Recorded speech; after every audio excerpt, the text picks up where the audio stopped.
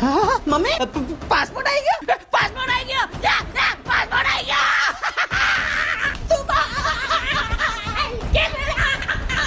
Hello, હા પપ્પા, મારી જોડે 5-6 હજાર જેવું પડ્યું છે સેવિંગ મારું, અને સ્વિટરલેન્ડ નું પેકેજ છે ને એક 1.5-2 લાખ જેટલું થાય છે. અવાજ ની હલો મમ્મી પપ્પા તો ગારા બોલે છે. લ્યા ભાઈ હાચવીને ચલાવજો, કેમ કે અમાર ગમે તાર ફોરેન જવાનું થાય, કઈ નક્કી નહીં. લ્યા ભાઈ આપણે અહીંયા એકાદી બેંક લૂંટી લઈએ અને પછી આઉટ ઓફ કન્ટ્રી સીધા ટિકિટ કરાવીને જતા રહીએ, તો એની ગવર્મેન્ટ તો આપણને પકડી જ ના કરે ને. વિજય માલ્યા ફેરો હવે જ્યાં આંગળી મૂકે ને ત્યાં આપણે ફરવા જઈશું. મુક શું આવ્યું? ફરીથી ફેરો ને યાર, થાઈલેન્ડ આવે એવું તે કર.